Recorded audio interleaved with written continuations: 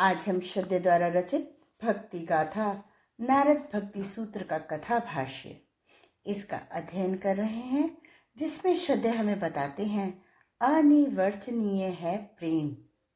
रूपांतरित हो जाए मनुष्य तो उसकी आकृति ही नहीं बल्कि प्रकृति बदलती है। बाहर से देखने पर तो सब कुछ वैसा का वैसा ही बना रहता है, पर उसके अंतःकरण का सत्य बदल जाता है। ब्रह्म ऋषि विश्वामित्र के शब्द भावों से फीके थे, जो सुनने वालों के कानों और मनों में दैवी भावनाओं की अनूठी रसमयता को घोल रहे थे। इस भक्ति संगम में बैठे हुए ऋषियों व देवों के साथ अन्य सभी जनों को भली भांति ज्ञात था कि ब्रह्म ऋषि गायत्री के परम सिद्ध एवं अविराम साधक हैं। उन्होंने जब से गायत्री महाविद्या की साधना प्रारंभ की, तब से आज तक कभी भी विराम नहीं लिया। उन्हें सिद्धियां मिलती गईं और वे नए अन्वेषण अनुसंधान करते गए। ना तो कभी वरदायिनी वेद माता के वरदान कम हुए और न कभी विश्वामित्र की तप साधना का प्रवाह मंद पड़ा। सभी की अनुभूति यही कहती थी कि ब्रह्म ऋषि विश्वामित्र की देह के रोम रोम में, उनके प्राणों के कण कण में, उनकी चेतना के प्रत्येक चैतन्य स्पंदन में गायत्री का सत्य एवं तत्व ही प्रकाशित होता है। ऐसे ब्रह्म ऋषि विश्वामित्र आज बड़े ही भाव विभोर होकर ऋषि कहोड़ की साधना का बखान कर रहे हैं। ऋषि कहोड़ भी बस मौन हो सुने जा रहे थे।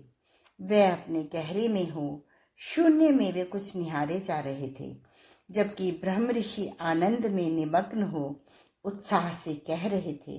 जिसके अंतःकरण का स्वरूप व सत्य बदल जाता है, उसके सोचने, देखने, करने और जीवन की समस्त अनुभवों और अनुभूतियों का रंग ढंग बदल जाता है।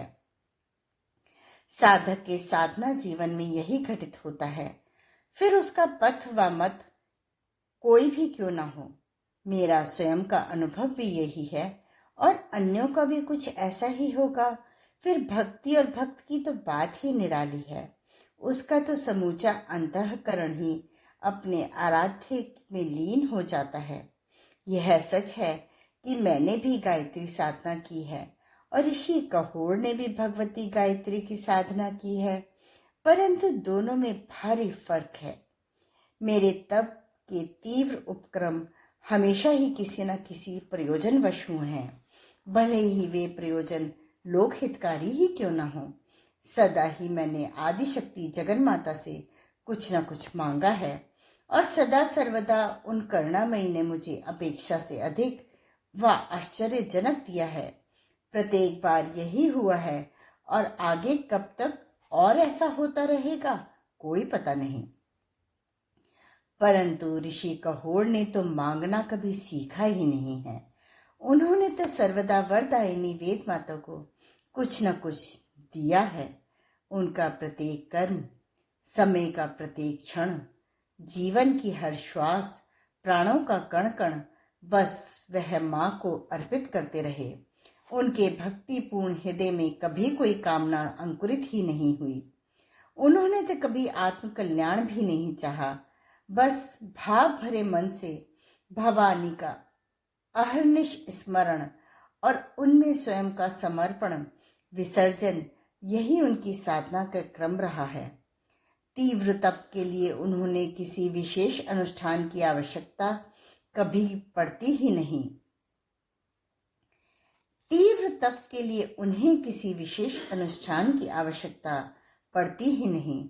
उनका मन तो माता के मंत्र में इतना लीन रहता है कि उनको कभी भूख प्यास की सुधि ही नहीं रहती। अन्य सांसारिक सुखों की तो चर्चा कौन ही करे। दुखी अपने हों या पराए, ये तो सदा उन्हें प्यार देने और उन्हें अपनाने के लिए दौड़ पड़ते हैं। इनकी भक्ति ने ही दिया है अनिवर्चनीय प्रेम। ब्रह्म ऋषि ने जो ही इस अनिर्वचनीय प्रेम शब्द का उच्चारण किया, देव ऋषि पुलकित हो बीच में ही बोल पड़े, अनिवर्चनीय प्रेम स्वरूपम, प्रेम का स्वरूप अनिवर्चनीय है। सत्य कहा आपने देव ऋषि। ब्रह्म ऋषि ने बड़े ही कृतज्ञ स्वरों में कहा, आपका यह सूत्र अलौकिक है और इस अलौकिकता का मैं साक्षी रहा हूँ। ऋषि कहोड़ की प्रेममय साधना ने स्वयं आदिशक्ति माता गायत्री को प्रेममय बना दिया है। इनके प्रेम की सम्मुख भावमयी माता कितनी ही बार विकल, विवश एवं विह्वल हुई हैं। कितनी ही बार उन्होंने अपनी इन अद्भुत संतान के निरोहे किए हैं।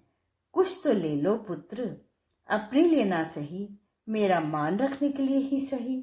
पर हर बार माता के परम भक्त कहोड़ बस विकल हो बिलख दिए। बहुत हुआ तो रुंधे स्वरों में बस इतना कह दिया, क्या माँ मुझे अपने से अलग समझती हैं? अथवा मैं कुछ ज्यादा बड़ा हो गया जो वह मुझे कुछ देना चाहती हैं? तब अंत में जगन माता ने इन्हें देने का एक ऐसा उपाय सोचा जो इन महान ऋषि की ही भांति अनूठा था। वह क्या? अनेकों स्वर एक साथ मुखर हुए। इन स्वरों को सुनकर विश्वामित्र की आंखें भीग आईं। उन्होंने कहा, यह ऐसा वरदान है जो इतने कठिन तप के बाद मुझे भी कभी सुलभ नहीं हुआ। ऐसा क्या अनूठा वरदान मिला है महर्षि? सुनने वालों की जिज्ञासा की तरह बरबस ही होठों पर आ गई। तब ब्रह्म ऋषि ने कहा, कोई विश्वास करे या ना करे, पर यह सच है कि माता गायत्री एक सामान्य नारी और एक माँ की भांति अपने स्वयं के हाथों से भोजन बनाकर इन परम तेजस्वी महर्षि कहोड़ को अपने हाथों से खिलाती हैं। आश्चर्य सुनने वालों के अनेक कंठों से एक साथ निकला।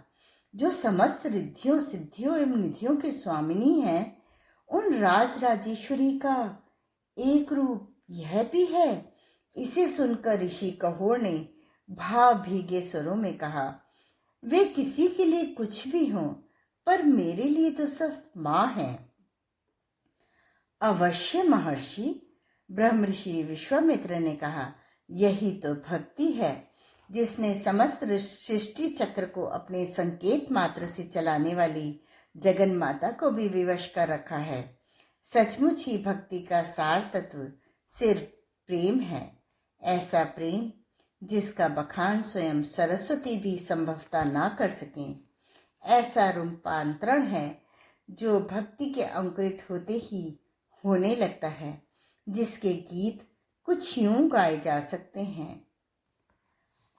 जो अंतर की आग अधर पर आकर वही पराग बन गई, पांखों का चापल्य सहज ही आंखों का आकाश बन गया, फूटा कली का भाग्य सुमन का साहसपूर्ण विकास बन गया, अवचेतन में छुपा अंधेरा चेतन का पूर्ण प्रकाश बन गया, द्वंद्वलीन मानस का मधुछल प्राणों का विश्वास बन गया, घृणा वैर का छिपा कुहासा भक्ति प्रेम का ज्वार बन गया, स्व की जड़ता स्वयं से बदलकर देखो परम विवेक बन गया, जो अभेद है अनायास वह भाषित होकर भेद बन गया, सप्तम चक्र तक पहुँच चेतना कोमल भक्ति सुगीत बन गई, जो अंतर की आग अधर पर आकर वही पराग बन गई। आज की स्वाध्याय का क्रम यहीं समाप्त होता है। अगले क्रम में श्रद्धे हमें बताएंगे गूंगे का गुण है भक्ति। धन्यवाद।